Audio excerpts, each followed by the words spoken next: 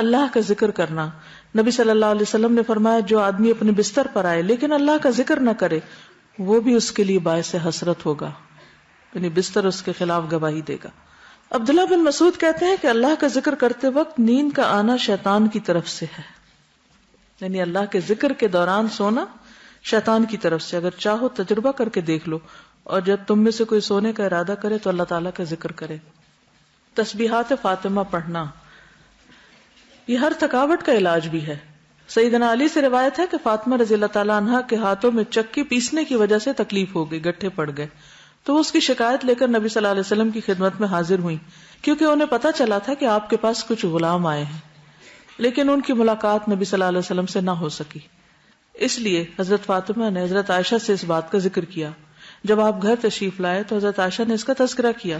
حضرت علی بیان کرتے ہیں پھر آپ ہمارے ہاں تشریف لائے، ہم اس وقت اپنے بستروں پر لیٹ چکے تھے، ہم نے اٹھنا چاہا تو آپ نے فرمایا تم دونوں لیٹے رہو. پھر آپ میرے اور فاطمہ کے درمیان بیٹھ گئے. میں نے آپ صلی اللہ علیہ وسلم کے قدموں کی ٹھنڈک اپنے پیٹ پر محسوس کی. پھر آپ نے فرمایا تم دونوں نے جو چیز مجھ سے مانگی ہے کیا میں اس سے بہتر چیز نہ دوں، کیا اس سے بہتر بات نہ بتاؤں؟ جب تم اپنے بستر پر لیٹ جاؤ تو 33 بار سبحان اللہ، 33 بار الحمدللہ اور 34 بار اللہ اکبر کہو، یہ تمہارے لیے خادم سے زیادہ بہتر ہے. اس میں کیا سیکھنے کی بات ہے کہ جب بچے کو مطالبہ لے کر آئے تو کیا کرنا چاہیے؟ ان کی توجہ اس سے بہتر بات کی طرف کر دینی چاہیے. یعنی اگر آپ نے کچھ نہ دینا ہو تو ایک اچھی بات ہی بتا دیں. عموماً ہم کیا کرتے ہیں جب ہم بچوں کو کچھ دینا نہیں چاہتے تو پھر کیا کرتے ہیں؟ ڈانٹ ڈپٹ کو بھیج دیتے ہیں. تو بہتر ہے کہ کوئی اچھی بات بتا دیں ان کو. آیت الکرسی پڑھنا.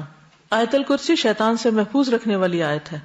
وہ مشہور روایت جس میں سیدنا ابی ابن کعب اپنے والد سے روایت کرتے ہیں کہ ان کے کھجوروں کے کھیت تھے، وہ اس میں کمی دیکھتے، یعنی ان کی چوری ہوتی تھی. ایک رات انہوں نے چور پکڑ لیا. وہ ایک جانور سے مشابہ ایک نوعمر لڑکا تھا، جانور جیسی شکل تھی. انہوں نے سلام کیا تو اس نے جواب دیا. پوچھا تم کون ہو، جن ہو یا انسان؟ اس نے کہا میں جن ہوں. انہوں نے کہا اپنا ہاتھ میری طرف بڑھاؤ. اس نے اپنا ہاتھ بڑھایا. اس کا ہاتھ کتے کے ہاتھ کی طرح تھا، بال کتے کے بال کی طرح تھے. انہوں نے پوچھا کیا اس طرح جنوں کی تخلیق ہوئی، یعنی ایسی شکل ہوتی ہے؟ اس نے کہا میں یہ جانتا ہوں کہ جنوں میں مجھ سے زیادہ شدید اور کوئی نہیں. یعنی یہ نہیں بتایا لیکن کہا کہ میں ایک قوی جن ہوں. انہوں نے کہا تم میرے پاس کیوں آئے؟ اس نے کہا مجھے خبر ملی ہے کہ تم صدقہ کرنا بہت پسند کرتے ہو تو میں تمہارے کھانے میں سے اپنا حصہ لینے آیا ہوں. انہوں نے کہا کیا چیز تم سے بچا سکتی ہے؟ اس نے کہا وہ آیت جو سورۃ البقرہ میں ہے، یعنی آیت الکرسی. لفظ نہیں آیت الکرسی بولا. جو کوئی اس کو رات کے وقت پڑھے گا وہ صبح تک مجھ سے پناہ میں رہے گا، اور جو صبح اسے پڑھے گا وہ رات تک مجھ سے پناہ میں رہے گا. پھر جب صبح کو انہوں نے اس بات کا ذکر نبی صلی اللہ علیہ وسلم سے کیا تو آپ نے فرمایا اس خبیث نے سچ کہا. یہ صحیح بخاری کی روایت ہے. تو اس میں ہم میں سے ہر ایک کو اپنے سامان کی حفاظت کے لیے کیا کرنا چاہیے؟ آیت الکرسی پڑھنی چاہیے. چوروں پہ نظر ضرور رکھنی چاہیے لیکن دوسرے چور بھی ہو سکتے ہیں. پھر سورۃ البقرہ کی آخری 2 آیات. سیدنا ابو مسعود بدری سے روایت ہے کہ رسول اللہ صلی اللہ علیہ وسلم نے فرمایا سورۃ البقرہ کی آخری 2 آیتیں جو کوئی رات کو پڑھ لے گا وہ اس کو کافی ہو جائیں گی. کون سی ہیں وہ 2؟ آمن الرسول بما. نعمان بن بشیر سے روایت ہے کہ نبی صلی اللہ علیہ وسلم نے فرمایا کہ اللہ تعالیٰ نے آسمان و زمین پیدا کرنے سے 2000 برس پہلے ایک کتاب لکھی. اس کتاب میں سے 2 آیات اتاری جن کے ساتھ سورۃ البقرہ کو ختم کیا گیا. جس گھر میں 3 رات یہ آیات پڑھی جائیں شیطان اس کے قریب نہیں آتا. سورۃ الکافرون رات کو سوتے وقت پڑھنی چاہیے. فروہ بن نوفل اپنے والد سے روایت کرتے ہیں کہ نبی صلی اللہ علیہ وسلم نے نوفل سے فرمایا قل یا ایھا الکافرون پڑھو اور اسی پر بات چیت ختم کر کے سو جاؤ، یعنی اس کے بعد اور باتیں نہیں کرو. بے شک اس میں شرک سے برات کا اظہار ہے. یعنی اس حال میں پھر اگر انسان دنیا سے رخصت ہو جائے تو گویا وہ شرک سے بری ہو کر رخصت ہوا. سورۃ الاخلاص اور معوذتین بھی پڑھیں. ابو الدرداء سے روایت ہے کہ رسول اللہ صلی اللہ علیہ وسلم نے فرمایا کیا تم اس سے عاجز ہو کہ ہر رات 1/3 قرآن پڑھ لو؟ صحابہ نے عرض کیا 1/3 قرآن کس طرح پڑھیں؟ آپ نے فرمایا قل هو اللہ احد 1/3 قرآن کے برابر ہے. یعنی رات کو سوتے وقت انسان اسے بھی پڑھ لے. اور معوذتین جو ہے نبی صلی اللہ علیہ وسلم جب اپنے بستر پر آرام کے لیے آتے تو روزانہ رات کو اپنے دونوں ہاتھوں کو ملا کر ان پر سورۃ الاخلاص الفلق اور الناس پڑھ کر دم کرتے یعنی پھونک مارتے، پھر اپنے دونوں ہاتھ اپنے پورے جسم پر پھیر لیتے تھے. ٹھیک ہے، یعنی ہاتھوں پر دم کرتے اور ہاتھ پہ پھیرتے تھے، اور سر سے شروع کرتے. پہلے اپنے سر پر اور چہرے پر پھیرتے، اس کے بعد اپنے جسم پر جہاں تک آپ کا ہاتھ پہنچتا پھیر لیتے، اور یہ فعل آپ 3 مرتبہ کرتے تھے. ایک اور حدیث سے معلوم ہوتا ہے کہ نبی صلی اللہ علیہ وسلم اگر بیمار ہوتے تو حضرت عائشہ موعظتین پڑھ کر آپ کے ہاتھوں پر پھونک کر آپ کے جسم پر پھیر دیتی. اس سے یہ پتہ چلتا ہے کہ بیماری میں بھی یہ عمل جاری رہتا تھا. اب جیسے چھوٹے بچے ہوتے ہیں وہ خود نہیں پڑھ سکتے تو آپ خود اپنے اوپر بھی پھیر لیں اور ان کے اوپر بھی ہاتھ پھیر دیں. اب یہ کہ ہاتھوں پر دم کر کے وہ پھونک جب ماری جاتی تو لازماً اس میں کچھ اثرات آتے ہوں گے، اسی لیے پھر وہ جسم پر پھیرنے کے لیے کہا گیا. سورۃ الملک، رات کو سونے سے قبل سورۃ الملک پڑھیں. ابو ہریرہ رضی اللہ عنہ سے روایت ہے کہ رسول اللہ صلی اللہ علیہ وسلم نے فرمایا قرآن میں ایک سورت 30 آیتوں کی ہے، اس نے ایک شخص کی شفاعت کی یہاں تک کہ وہ بخش دیا گیا، اور وہ ہے تبارک الذی بیدہ الملک. ایک اور روایت کے مطابق یہ عذاب قبر سے رکاوٹ ہے. ابو ہریرہ کہتے ہیں بے شک اللہ کی کتاب میں ایک سورت ہے جو 30 آیات پر مشتمل ہے، وہ ایک شخص کی شفاعت کروائے گی، پھر اسے آگ سے نکلوا لے گی اور جنت میں داخل کروا دے گی، یعنی سورت الملک. سورت السجدہ بھی پڑھی جائے اگر آپ پڑھ سکے تو. جابر سے روایت ہے نبی صلی اللہ علیہ وسلم نہ سوتے جب تک کہ سورت الف لام میم تنزیل یعنی سورت السجدہ نہ پڑھ لیتے.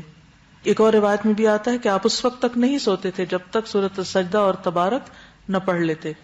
حضرت عائشہ سے روایت ہے نبی صلی اللہ علیہ وسلم سوتے نہیں تھے جب تک کہ زمر اور بنی اسرائیل نہیں پڑھ لیتے تھے. ہم تو ساری زندگی بھر نہ کبھی ایک دفعہ یہ سب کچھ پڑھا ہو.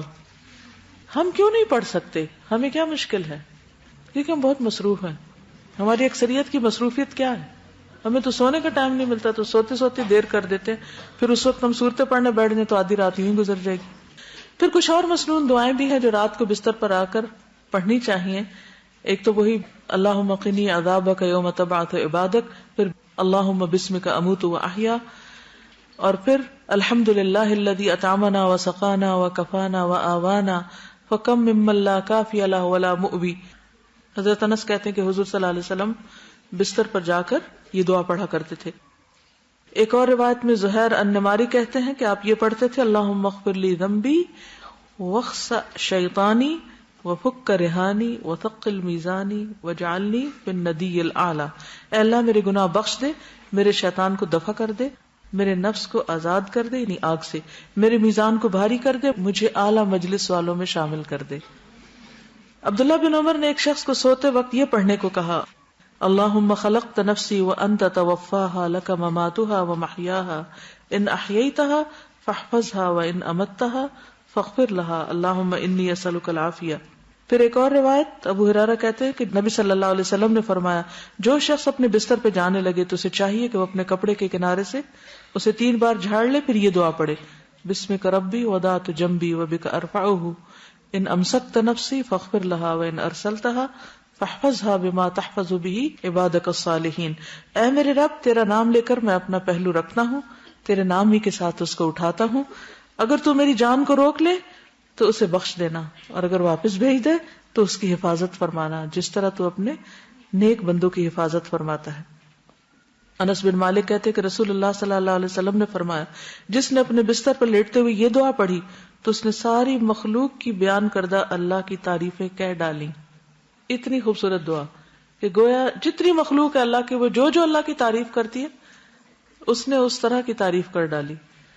کیا ہوگی وہ؟ الحمدللہ الذی کفانی وآوانی، الحمدللہ الذی اطعمنی وسقانی، الحمدللہ الذی من علی فافضل، اللہم انی اسألک بعزتک ان تنجینی من النار. تمام تعریف اللہ کے لیے ہے جس نے میری کفایت کی اور مجھے رہنے کو جگہ عطا کی. تمام تعریف اللہ کے لیے جس نے مجھے کھلایا اور پلایا. تمام تعریف اللہ کے لیے جس نے مجھ پر احسان کیا اور مہربانی کی. اے اللہ میں تجھ سے تیری عزت کے واسطے سے سوال کرتا ہوں کہ تو مجھے آگ سے نجات دے. ابن عمر سے روایت ہے رسول اللہ صلی اللہ علیہ وسلم جب بستر پر تشریف لاتے تو فرماتے الحمدللہ الذی کفانی وآوانی واطعمنی وسقانی والذی من علی فافضل والذی اعطانی فاجزل الحمدللہ علی کل حال اللہم رب کل شیء وملیکہ وإلہ کل شیء اعوذ بک من النار.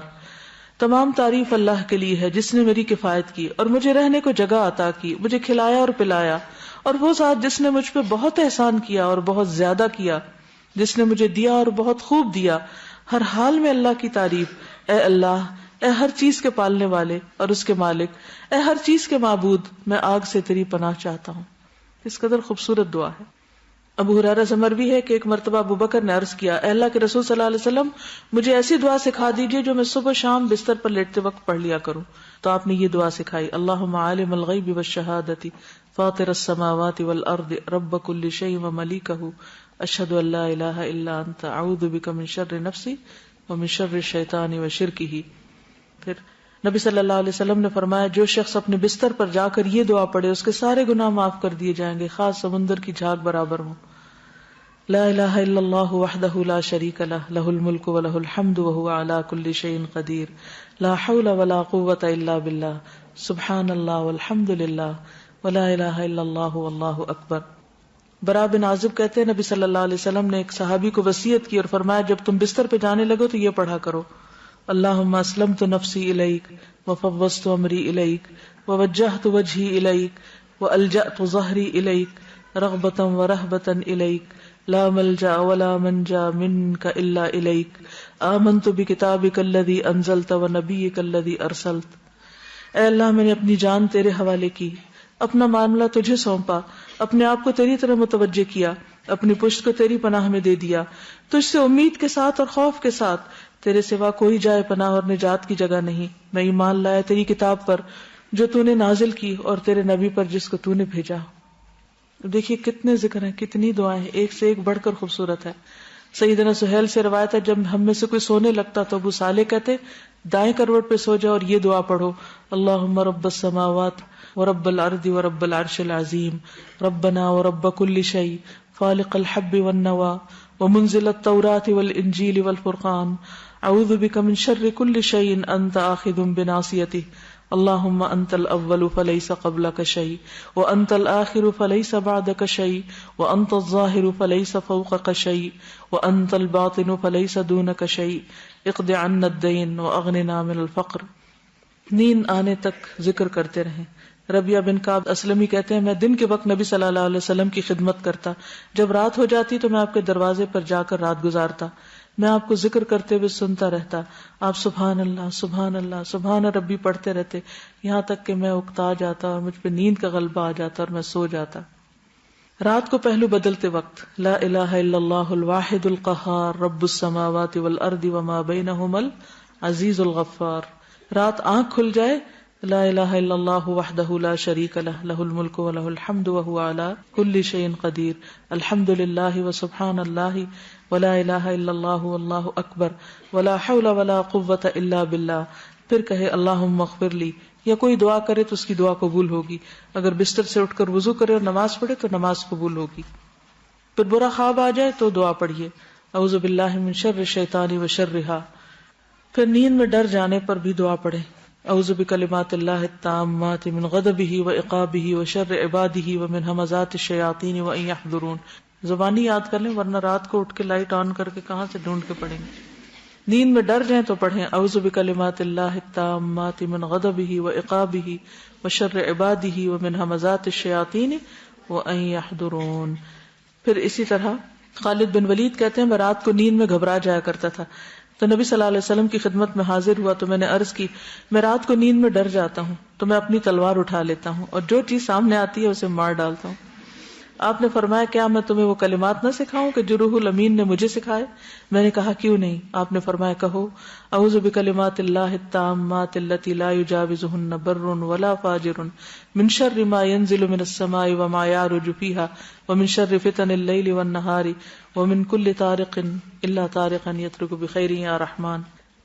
اسی طرح ایک اور روایت میں ہے، رسول اللہ صلی اللہ علیہ وسلم نے فرمایا، جو رات میں تکلیف اور مشقت اٹھانے سے گھبرائے اور ڈرے کہ دشمن اس سے لڑے تو وہ کثرت سے یہ کلمات پڑھے، سبحان اللہ والحمد للہ ولا الہ الا اللہ واللہ اکبر.